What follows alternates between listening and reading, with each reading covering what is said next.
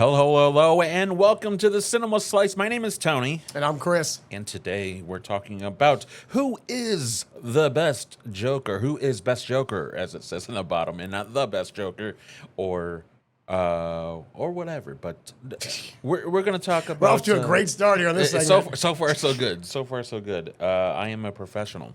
So we're talking about, of course, Batman's Joker, not just some Joker down the road or these two Jokers here. Or in your deck of cards at home. Yes. I know that you have had some experience with the Joker in your lifetime at some point. Have you seen most of the films where the Joker has appeared in TV shows and what have you? Yeah, right. So, again, I'm a millennial like you. So, for me, right, I remember watching reruns of the old Batman with my parents. So, I've seen that version. Of course, we've seen the famous Jack Nicholson version, right? Heath Ledger. We don't talk about Jared Leto, Joaquin Neiman. When it comes to the movie version, I've seen most of them.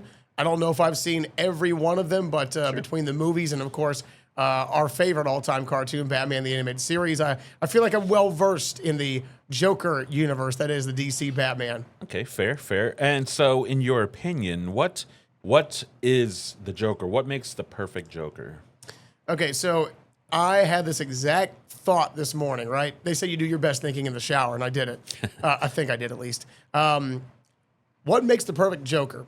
Okay, it is the person who portrays them. But what you're trying to portray the most is what I believe that Heath Ledger did the best, which was push Batman, right? Your foil, your arch nemesis, the person who you want the most to be as close to the edge of going over the line between good and evil as you can, right? Like that's what the Joker is. I mean, Joker has said, whether it's the cartoon or the movie, right? Why would I kill you? Why would I kill you, right? Joker realizes Joker's like a plant that needs the sun, right? Without the sun, the plant can't grow, right? Joker realizes that if he does kill Batman, then that kills all the fun. Hence the famous quote, some men just want to watch the world burn. And that's what makes a great Joker, is you are able to teach the audience and convince them that you are this character that it's true, you're not after the money. You're not after world domination. You are after forcing somebody that wants to stop you to come as close as they can to saying, you know what? Screw it. I don't care about right and wrong. I'm going to let the emotion, the rage that consumes inside me, my hatred for you, I'm going to let that push me over the edge. That's the whole goal of Joker. Yeah. And that's why if you're a Joker actor, that is your job, is to convince the audience that you can push, right? It's almost like your sibling. If you can push your sibling as close to going insane as you can without actually, right, touching them, he's touching me, I'm not touching you, that is Joker. And if you can do that as best as Heath Ledger ever did it, then you are the quintessential Joker, in my opinion. Okay. That's fair. Okay, what about you?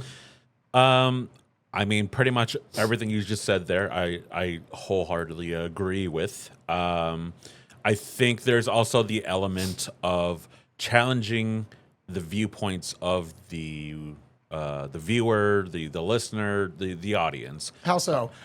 Challenging him to the state where, like, you know, he's kind of right. You know, some points where you can agree to stuff, but also the fact that you have to for some reason you just also kind of root for him in a way. Right, in a very small way, as you said. His reasoning and logic makes you go, you know?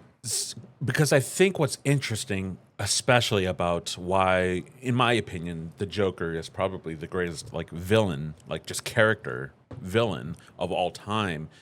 Not only does he challenge Batman, and he's a complete opposite. Yes. I mean, just look at the fact that Batman dresses up like, you know, a scary thing, you know, and uses fear and intimidation and rage, you know, to put out his viewpoint in life, you know, justice and everything. Right. That sounds more like a villain than a hero, right? Right. But then what's the flip side of what's scary? Well, a clown, or supposed to be, right? I was gonna say, is super happy. He's he's having the time of his life when he's doing what he's doing, and he is the polar opposite of what Batman is. And the two viewpoints in life of, how one bad day could change a person and, make them go crazy, and how the different directions that probably both of them had one bad day and, went into their different directions. And, one views it as it's all a joke. It doesn't matter. And then the other, views that, life is precious, and, life can only make sense if you make it. Right. Because otherwise, right, we as people, even though we have conscious thought and free will, right, we need structure. We need boundaries. Otherwise, we are just like the animal kingdom that surrounds us. Yeah. And, Joker's like, we are animals. That's who we are. Exactly. If we strip down everything, that's who we are as a core. So, why bother with this facade that we're like so much more sophisticated and what have you? Be yourself. Be who you are. Be an agent of chaos. Yeah, exactly. And Batman's like, nah, we need to stay within the parameters of politeness and manners. Yeah, I got that. But that being said, if we're gonna base, who the Joker should be, based on the original content, the comic books, well, there's been several iterations of who the Joker is. When he first started out in the 40s, he was more or less your criminal gangster, with the occasional little gimmick, because he's a clown and does his thing, big smile and everything like that. Becomes the gangster, and then eventually really becomes zany because of cartoons and 66 Adam West with Cesar Romero, that you see more kid friendly, way more gadgets and props and stuff like that, and that would eventually go a polar opposite and see a dark side. Yes. Right? And that's where your Jack Nicholson, and then ultimately down towards your Heath Ledgers and Leto's, and then super dark with something like Joaquin Phoenix, right? Yep. So they're all iterations of the different versions of the Joker. In the comics, yeah, he's a gangster. He is a prankster. He is just there for the sake of trying to antagonize Batman. Right. His sole purpose. He won't kill Batman because he's just too much fun. Correct. It's just too much fun. But then ultimately as well, he's willing to, as you say, push those buttons to see if he can make Batman snap. Yeah. Because if he can, he wins. Even if he loses his life, yes, he wins. He still wins because he finally got the guy who always stands up, who's always there on the side of right. Right. Again, he may do it in a darker way, but vengeance, Batman, is always there to keep everybody in order, make sure that the criminals don't overrun everything. And for him to be able to push Batman like he's done in different movies, in different settings, whether it's cartoon or in the real movies, again, that makes you go, man, that's right. Again, that's what makes it so great. Their relationship of, I'm going to stand here for the right thing in life. And he's like, doesn't really matter. It does not matter, because that's what we're both going to die at the end of the day. And as he said in the movie, you either live long enough to see yourself become the villain, or you die the hero. That's what it is. Again, those little lines that make up the formula for why they are such good foil characters, why they're such yin and yang, right? And as you said, Batman's more the dark side of the yin and yang, but he's still on the side of righteousness. Yeah. And the Joker's just like, hey man, color me pink. I'm going to blow some things up. And, I'm going to make life crazy because I want to see if they will finally push you over the edge, right? I want to see you give in to those animalistic instincts that hide inside all of us. Okay. So in your opinion, since we're talking about who is the best, we're dropping a lot of Heath Ledger lines and stuff like that. We're leaning very much on that.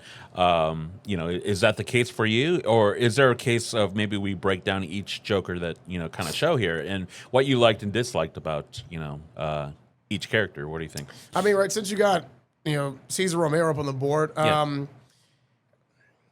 you could call it a difference of taste in generations, right? Again, I watched some of these as a kid, right? So it was fun to watch him be more of that innocent, kind of goofy 1960s character, right? Because again, that's when everything was quote unquote wholesome on television. Sure. So, right. So you weren't going to show any blood or guts or craziness, right? You're going to show these fun, gadgety, goofy scenes of him fighting Batman or one-liners or stuff like that. Yeah. And again, those were great because that was the time it was set in.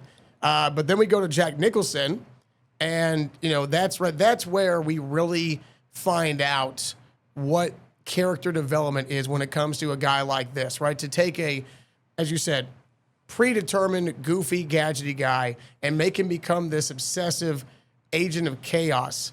It's very unique how they did it. But I actually read this yesterday. Do you know that Jack Nicholson made about $90 million for his role as the Joker? I did, yeah. It's insane. All right, okay, so Jack Nicholson, if you didn't know this, Jack Nicholson was very smart. So instead of taking a large salary, which definitely would not even come close to that number, what he did was he said, look, I'll take a smaller salary, but I'll take a portion of the merchandise and the box office. And so, of course, the movie's a smash hit, and it becomes a major, major worldwide phenomenon. So again, he was very smart. Yeah. But like I said, for him to turn that role the way he did, again, that makes me wish that I was more alive back then to be able to have that kind of more alive. Right. I mean, obviously, I was born in '88. So I was only 1 year old. Yeah. But that's where I wish I was born earlier, so I could look at the difference and go, "Wow, man, they were to be alive and say." Wow, they really pulled the reset button on this guy's character, but what a great revelation it was. Yeah. Yeah, for sure. I mean, growing up and being a little bit more alive than you at the time, when the '89 Batman came out, I mean, I was a part of the trend, the fad, the hype of everything, and it was exactly that. I mean, at the time, yeah, I grew up on Adam West's Batman as well. Watched it every single day, anytime I could. But that being said, it's probably the only time where I'm like, I don't really like the Joker. Like, I not even like dislike, just I don't think of him as anything interesting of a character. Right. It was just Batman and Robin and their adventures. I didn't become obsessive with my villains until Jack Nicholson came out, because when they announced that it was Jack doing it, I was like, oh, it's Jack Nicholson. That's gonna be good. He was a legend by then. He's all, you've heard, have already seen him go crazy and like The Shining and everything like that.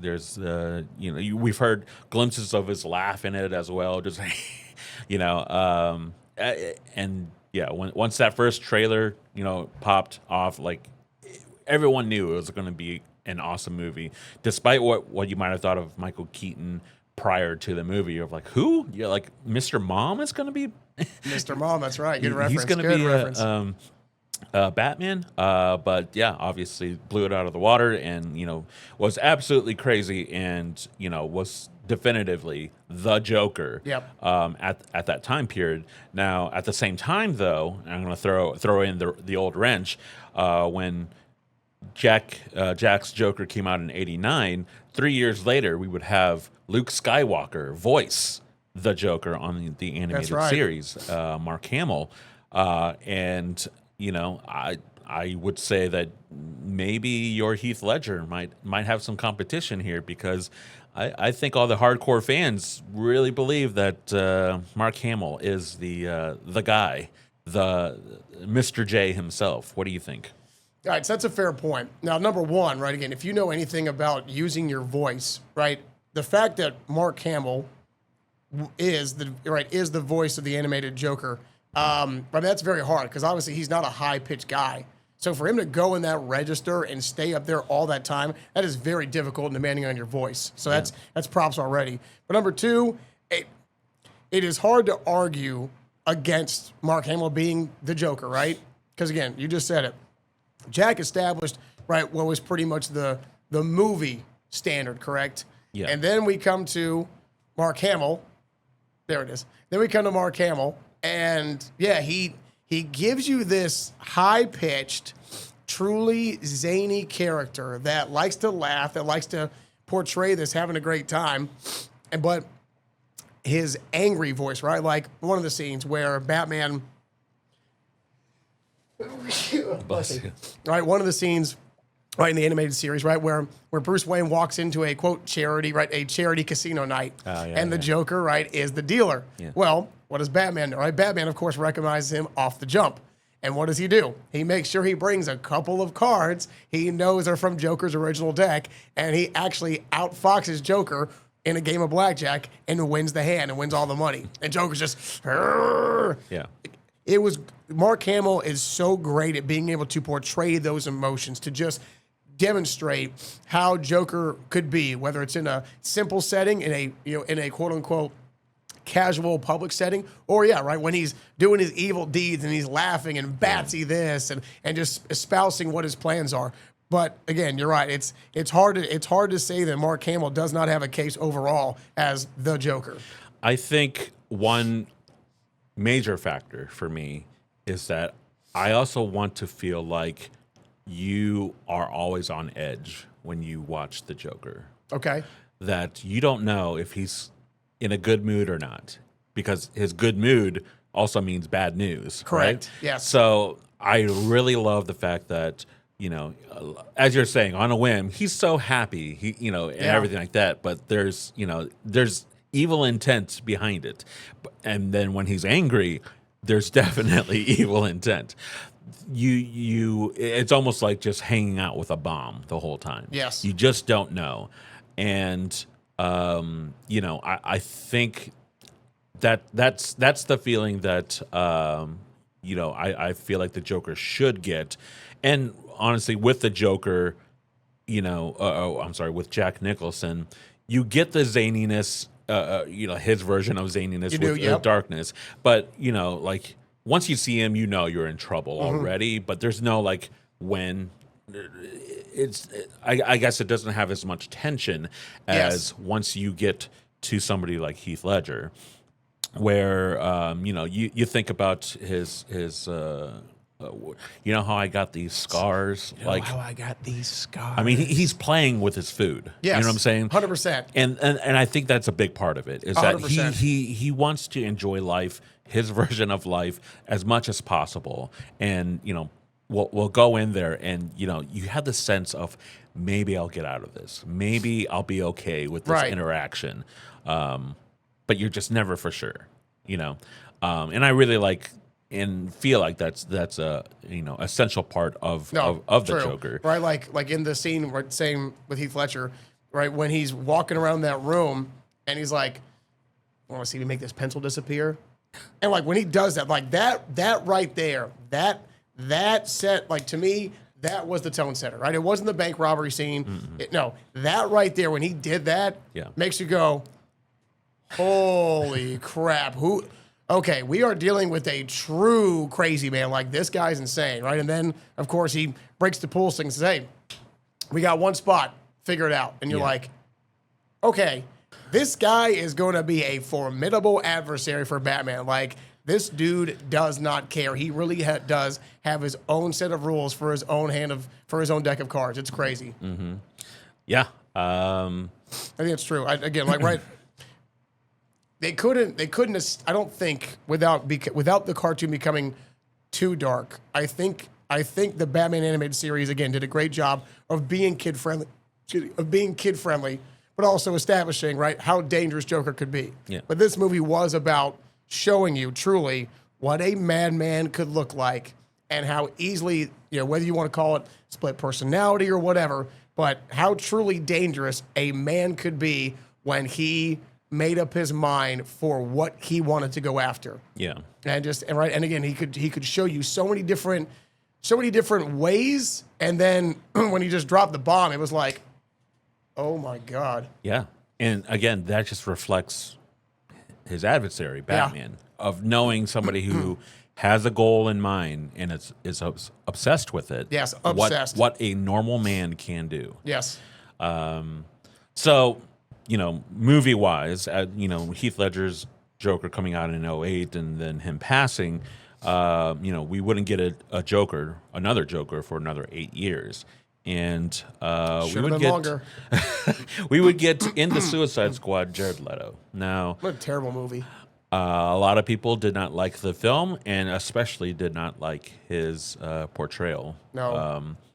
Me personally, I actually said before it was ever announced that I thought Jared Leto would be a fantastic Joker. And how do you feel about that prediction? how do you feel about that now? In retrospect? I didn't know how an insane person would take a role like that and put it into a direction that I had no idea that you could ruin, because I thought everyone loves the Joker, and so far nobody has done it terribly until Jared Leto. That being said, Jared Leto's portrayal, I mean, it's only a couple minutes. You don't get a whole lot. And, a lot happens. But you're never getting those couple minutes back, are you? The thing is... No, you're not. Once Zack Snyder came back and did his version of the Justice League, Jared Leto comes back, and they do a feature scene between Ben Affleck and Jared Leto. They go face to face. And his newer version of this, not only does it look better, there's you can feel the tension between them. And that was enough for me to be like, okay, yes, his portrayal in Suicide Squad, that whole look, the everything, the laugh, it was all off. Do we love a Kingpin-esque, criminal mastermind Joker in the comics? Yeah, sure. Yeah. But I think David Ayer, when he chose this direction for Leto, and then Leto using his own styles of acting to make this character, it just didn't hit. It didn't work. But the kid in me still believes that, like, if he just toned it down and just figured out a little something, I feel like there's still the potential in there, and I'd love to see it if he did come back, because I think writing has a lot to do with it. Because I love the dynamic between Margot Robbie's Harley Quinn and them. Seeing those two together on screen, I really, really, really liked. But it, obviously, it's just like the laugh, the look, and like I said, when he comes back in Justice League and has a completely different look, and it's really, really twisted looking, and I was like, okay, like, yeah, you could tell that this is more, like, on edge. You don't know, and you do not want to be in the room with this guy. Okay, so with that said, do you feel like since Jared Leto returned and reprised that role and made it better, do you feel like perhaps Joaquin Phoenix did damage to his original portrayal from the first Joker movie, as opposed to this piece of dog meat that was the second one with his musical nonsense? Well, yeah, there's also that Joker, Joaquin Phoenix's Joker was, and in my heart still is, just that one film. Yeah. That being said, I don't know if that Joker really fits in on your normal Batman type story, and I mean it shows, as Batman or Bruce Wayne in that film is just a little kid. He has reasons for them to fight each other in the future, but it's like I don't know. I don't know if I want that. Like, I'm perfectly fine with just this different, very, very, very dark, version of the Joker. You feel so sympathetic for him, and that's, to me, yes, you'll feel that, but to me, Joker shouldn't have an origin. Just like, in the comics, he says, if I'm going to have a backstory, I'd prefer it to be multiple choice. Okay, so you don't want your Joker having a defined past. You don't want him having an origin story. I don't want him to be a man. I want him to be elemental. I want him to be pure chaos. That's what he represents. And so it's just, hey, here's this dude, clearly is twisted, clearly has some kind of strings loose, but you prefer not to know what drove him to that point. You just want him to be established, hey, here's a villain for Batman. He's his arch nemesis. And this guy is just somebody who says, hey, let's light a match and watch the world burn. Because it doesn't matter who he was. It only matters who he is. Okay, right. So kind of like in the way that Wolverine was so obsessed, right, with finding out who he was before he underwent the what do you call the adamantium? Yeah. This is the same way where you're like, you know what? Just who he is. We don't care about the past. It is from the present forward. When you meet Joker, you just want to delve more into why is he so crazy? Not what made him crazy, but why is he such an agent? Yeah. And what can he do next? I mean, the difference is that Wolverine is written, to not know or originally not know why he is the way he is. Right. And that's a big part of the X-Men in general of like, why am I born this way, so on and so forth. For the Joker, he's never, he's a present guy. He's not a past guy. As he says, he's not a schemer. So he's not a future guy either. He's just right here, right now. So, going backwards. That could be a catchy song. Going backwards and seeing how, it develops. It's a great story. But yeah, it's just, he's not the Joker until the very end. He's Arthur Fleck.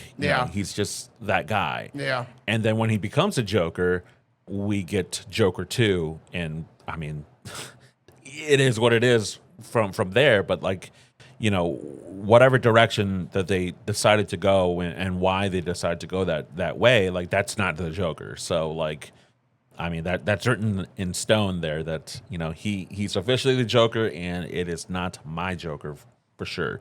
So I am more offended by a Joaquin Phoenix Joker 2 than a Jared Leto. So Joaquin Phoenix. The good news is, right, we will talk about Joker 2 the same way that we talk about Indiana Jones and the Kingdom of the Crystal Skull. Never.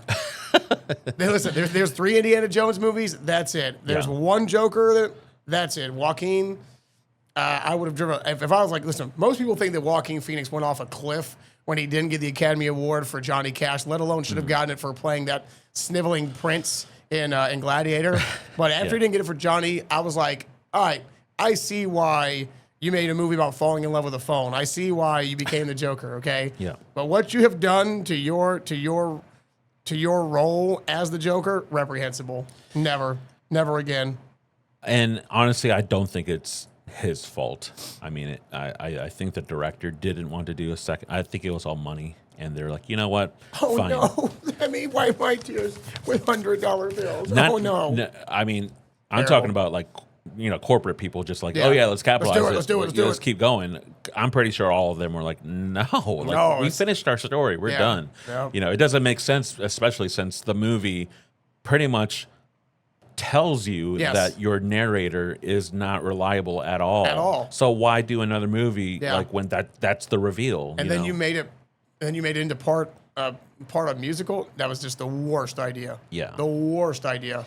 So moving on. We do have a Joker that just another 3 years afterwards. Now, not a lot of people saw but heard his voice in the theatrical run of The Batman with Robert Pattinson.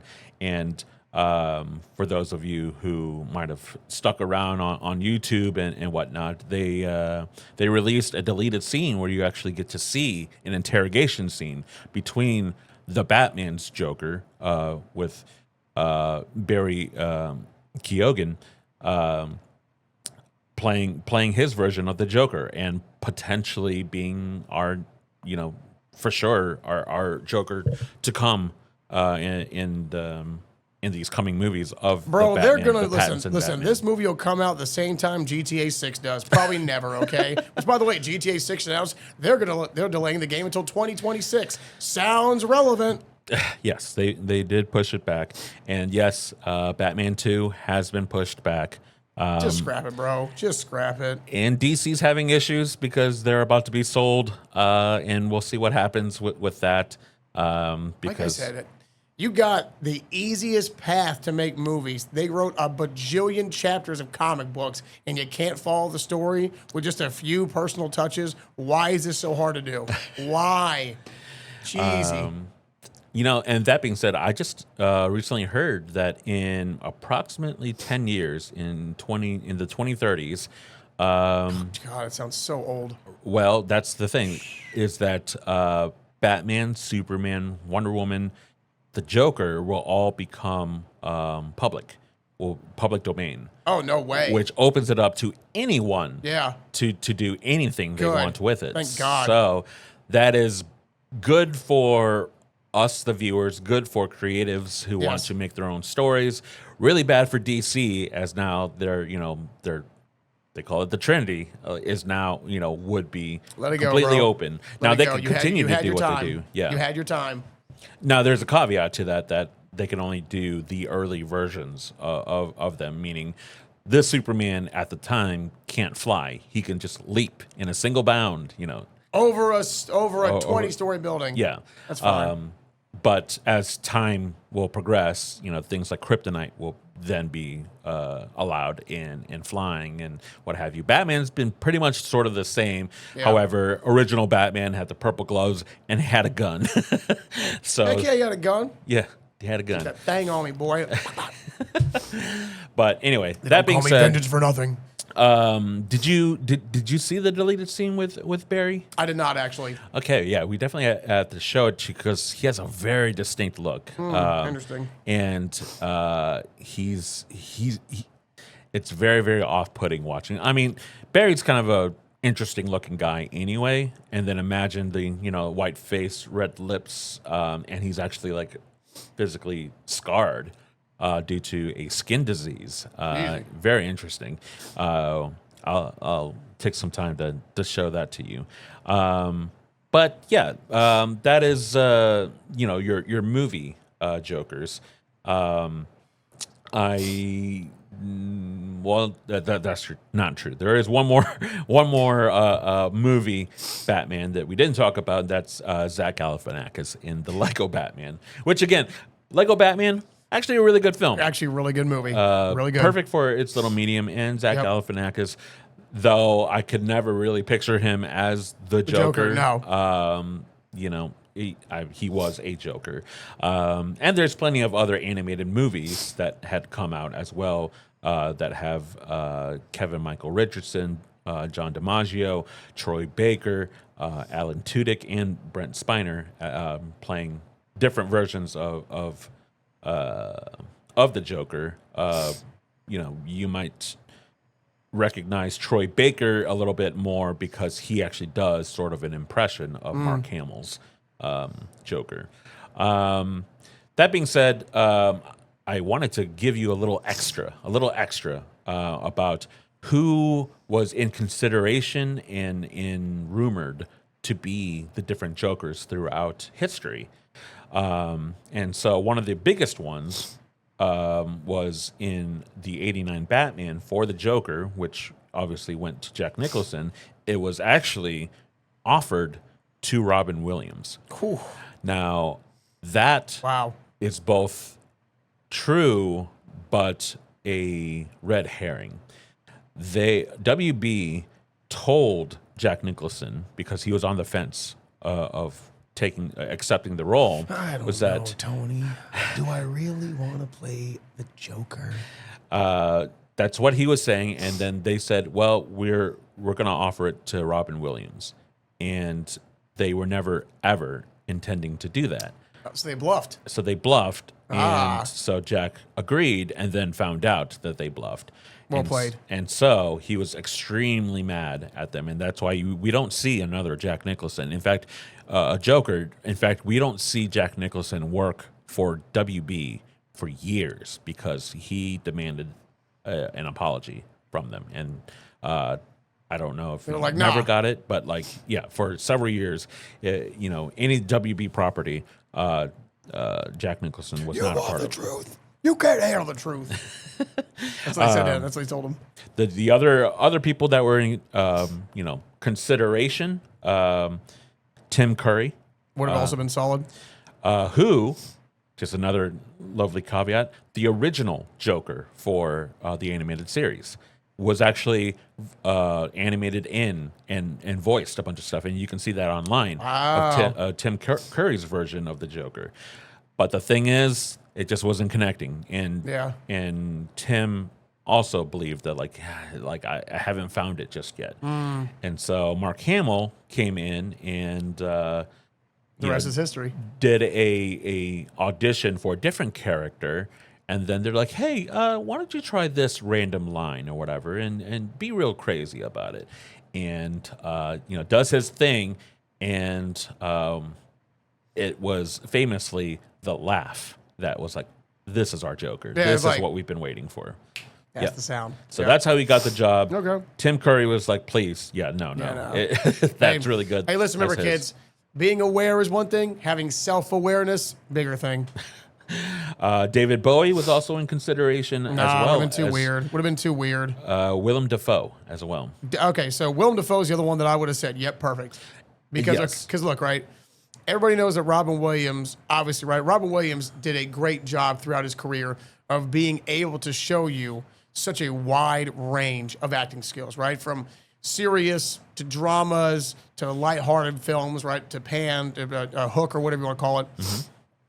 But Willem Dafoe is somebody that I would put on the Jack Nicholson. Thank you, Heath Ledger. Forgot the name. The Heath Ledger level, right? Yep. Because Willem Dafoe is also showing you he can play. Like, if you've ever seen what's the movie with the Saints? Two guys. Boondock Saints. Yeah, thank you. Boondock Saints. If you've watched that movie, that makes total sense. That movie right there would say, yeah, he would have played a great Joker in 1989. He has that ability to create this charismatic, just kind of almost suck you in role with the way that he's able to use his words and expressions and emotions that make you go, this dude is off his rocker, bro. Mm-hmm. Like, that guy is definitely kind of out there, but it's also understandable. And it's right. It's not out there. So yeah, so I would have put Willem Dafoe as definitely the understudy for sure. I mean, the fact that he plays Green Goblin as well. You feel me? Like, that's right there. He played it very much like a Joker. I mean, Green Goblin in a way kind of is. Yes, thank you. The fact that we got to see, that kind of a version anyway, and we got to see him coming back later and being unmasked and seeing his face, because it's naturally he has a real creepy smile whenever he wants to be creepy. And again, and the way he just flips the switch and he's like, no, Peter, I'm Helmy. No, don't you do it. You're like, oh my God. You're like, that guy's crazy. Yeah. It's awesome. It would have been interesting to see. I think he would have done a great job. Obviously, he's still around here, a little bit on the older side, but I want to see it. I still want to see it. I'd love to see it. In the Nolan verse, before Heath Ledger was given the role, a few people were rumored and also kind of petitioned to try to be the next Joker. Paul Bettany, as you might recall from he's Vision from the MCU. Also, by the way, I would like to show the record. I would like to let the record show, please and thank you. Mm-hmm. Okay, that Dark Knight. Okay. Oh, you made a Knight reference earlier. What was this? I'll go for it. There was a connection, right? Because you said there was Dark Knight and there was something else. And by both the Knight connections were funny. Oh, Heath Ledger. He played in The Dark Knight, and of course, one of his other great movies of all time, in my opinion, with Paul Bettany, is A Knight's Tale. Oh, it's all connected. It's all connected. Connected universe. The night that binds us. Thank you. Paul Bettany, Adrian Brody from The Pianist, even somebody like Steve Carell from The Office. Now that one was definitely rumored. I don't really see it. No, I definitely I can see Adrian Brody. He's got the look. Adrian Brody has the look, 1,000%. Steve Carell just again he did a great job post The Office with like The Big Short and Get Smart and various movies that made you go, okay, he can be serious, he can be funny. But yeah, Adrian Brody to me definitely has more of the look that I want to see out of this deranged man. Yeah. And then post Nolan, the more modern version of the Joker, whether these would be terrible choices. The Batman or maybe your Snyderverse Jokers.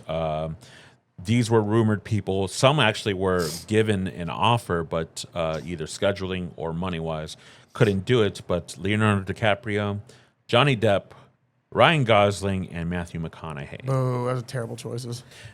Now, do you have a somebody in this that you think would be perfect for it, or somebody outside of it? Oh, no. Okay, look, this is going to sound kind of funny, right? Because obviously, right, most women would agree that Heath Ledger was a very good-looking guy. Mm-hmm. These guys are too pretty. These guys are all too pretty. Okay? These guys are all too pretty, and you know them. Like, no offense, right? Again, Heath Ledger, right? Heath Ledger's beauty of his characters through his seasons as an actor, right, was that he played, right, kind of, again, a different set of characters, right? But none of them were like Hollywood blockbuster characters, right? It was 10 Things I Hate About You. It was A Knight's Tale, right? Movies like that, right? That, again, were Hollywood-made movies, but, they weren't like a Leo Titanic or a Johnny Depp, with, was it Once Upon a Time in Mexico? No, Blow. He did Blow. Mm-hmm. Ryan Gosling, of course, went from being, the worst, the biggest liability on the T.C. Williams high school roster in Remember the Titans to being Barbie guy. Yeah. Right? And McConaughey, same thing, right? You got Dazed and Confused all the way through Wolf of Wall Street. No, again, they're also too old. All these guys, like Ryan Gosling's the youngest of these guys. He's in his 40s. Mm-hmm. For a modern day Joker, right? If you were going to go with like the Batman, since that's what we're on right now, even though it's going to get made when GTA 6 drops in 8,000 years, right? Again, if you're going to have somebody like Pattinson, you need an equally aged foil, right? Because that's the beauty. Batman in the animated series, he's a 30 to 40-year-old man who's got a 30 to 40-year-old, Joker villain. All these guys, you got to have somebody that's either right on your level or just a tad younger or older. It can't be these. Leo's over 50, Johnny's over 50, Matthew's, again, they've had their run, they've been great, but they also, Johnny Depp obviously poses the most skill, I think, at being the craziest because of his Pirates experience. But again, no. Give me somebody a little off the radar. Not Jared Leto to go too far, but someone that kind of makes you go, that's it. So I'd like to show you something. I don't know if you're familiar with the show Gotham that aired on Fox. Familiar with the show, as in the name, yes. As in, did I watch it? No. Okay. Well, in the show, they introduced the Joker without introducing the Joker due to legal rights. Okay. So quotations. Yes. This is the Joker. Correct. And they did that for the longest time we all know as viewers, like, we're looking at the Joker. It all started by stating that the Joker could be anybody. Similar to the idea of multiple choice, but again, it's chaos, and that any character that you see that might resemble the Joker could be the Joker in the future, but we're just not there yet. Okay. So they kept throwing in different potential Jokers until they get to one in particular kid who you might know him from the show Shameless. You might know him from the Star Wars video games Jedi Survivor. Cameron Monaghan. Okay. Cameron Monaghan? Yeah, Cameron Monaghan. He looks a lot like Mark Hamill. He portrayed a guy named Jerome. And then another guy named Jeremiah. It's the whitest Jerome I've ever seen. Yes. He came in and played a character that worked for the circus, killed his mom. But there's a scene where he does a laugh. And Chris, when I tell you, might be on par with Mark Hamill's laugh. No way. Everyone went crazy over this portrayal. Because they knew. They're like, that's it. That's it. That's it. We had other potential Jokers prior to it, and they were great, but this guy stood out. Yeah, this one, yeah. Fox realized and then kept saying, oh, Jerome's coming. You know who he is, but they would never say it's the Joker, Jerome. Right? So what a terrible name, by the way. That's terrible. He didn't even look like a Jerome. That's the whitest Jerome I've ever seen in my life.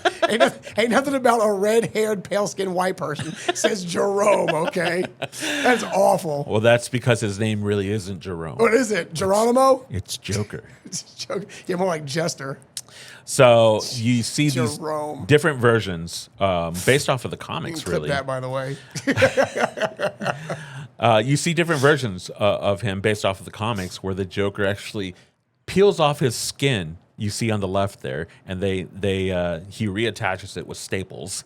The middle version is actually his twin brother because he had to do that in TV shows, where he becomes more classic gangster Joker.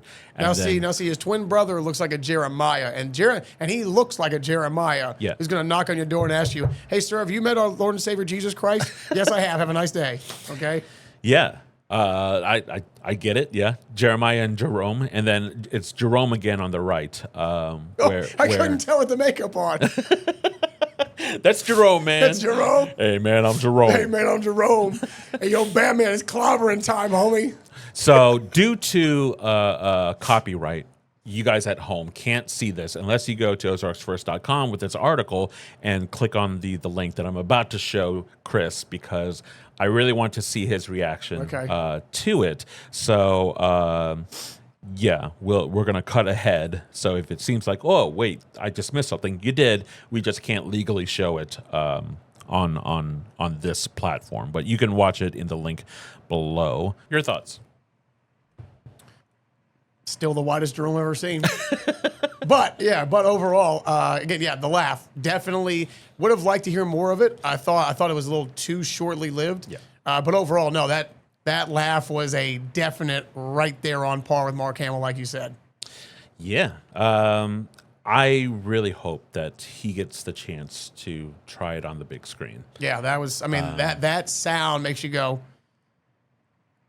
I've heard that magic before. Yeah, and I'll show you his first episode because, my God, he's a big fan of the animated series. He channels almost all four at the time. Jared Leto came out at roughly the same time, and he channels Caesar, Jack, and Heath all in one character. Wow, it is awesome, and all within just one interrogation scene. It's really, really amazing. I will say the only negative about Jeremiah's character is that I don't feel like he's a person who I don't believe his calm tone, right? Mm-hmm. Like he's the kind of person like me, right? Like if I speak just normally per se, right, when there's like should be maybe a bigger moment, I think it comes off flat. And so I'm the kind of person who has to kind of give you more of my voice. Whereas like somebody who might have a deeper voice, maybe more calming, darker tone, right? They can speak right softer, right? Or a little bit grittier. And it makes you go, okay, like I will definitely do whatever you say to live. Him, it's like, I get it right again, right? You're a younger person, right? You may not have that tone yet, but that's my only criticism was like, I'm not scared of your tone of your voice. Sure. But you doing this and blowing stuff up, all right, I get your point. Yeah, so that's my only criticism. He portrays technically three different versions of the Joker. Okay. He will later become Joker later, and he's like full dressed up. Weird looking, but you don't get to see like a whole lot of his performance. It's just like the very last scene in the series finale. But Jeremiah and Jerome you see absolutely crazy chaos. Yeah. Joker. This guy seems a lot more calculated. Yeah. Hence why he's a builder. But Jeremiah, the whole time, because he's calm and collected, he's actually forcing himself to do that because he's absolutely insane. And every now and then, and it's really fun watching him, he'll do like small little smirks and stuff because he's just trying to hold it back, And so like, it's just small little things of like, oh, like it's in there, but he's making this portrayal because people need to be able to follow him. Okay. And he doesn't want to be seen as another Jerome.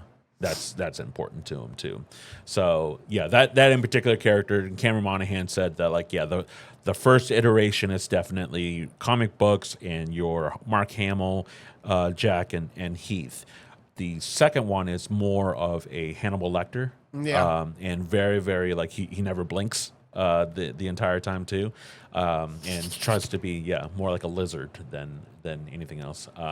Really, really interesting, and I think that I really wish that he gets a chance to be a Joker, because I think he definitely has chops. He's got chops. Give him that. All right. Well, that was our episode. We discussed who is best Joker, as it says, and any final thoughts? No, like I said, again, it's trying to. The problem with making a Batman movie now is that, again, you had Christian Bale kind of really set the table for it. You obviously like Ben Affleck, who I agree, right, did a much better job than I originally gave credit for. But again, with Joker, I feel like either way, you are trying to chase not one but two unicorns, right? You're trying to find an actor for Batman in the future now. That, again, Pattinson did a good job, but can that second movie, if and when it comes out, can it hit like the first one? Going to be tough to call. And again, if you add a Joker in there, it's just so hard to catch lightning in a bottle once, if not twice. Yep. And now you're asking to do it with arguably, like Superman, two of the most iconic figures in sports hero villain history. It's a tough thing to do. Yeah, absolutely. Well, I mean, we'll see. We'll see what happens, and especially with the WB and their current issues, to see if DC will still even exist, if they get sold. So everything that might have been pieced together under James Gunn, he might not even have a job. It's not looking. You can't cry my $100 bill. It's not looking good for DC, but hopefully, maybe in 10 years, when it all becomes public domain, that we'll get some really, really awesome stuff. So we maybe have to be patient. Either way, we'll have to wait out to see if we'll see another Joker, and hopefully they're able to wow us like their predecessors. Good luck. Yeah. Jerome. All right. For Chris Benson, this has been Tony Wynn, and this is Cinema Slice. We will see you next week. Goodbye.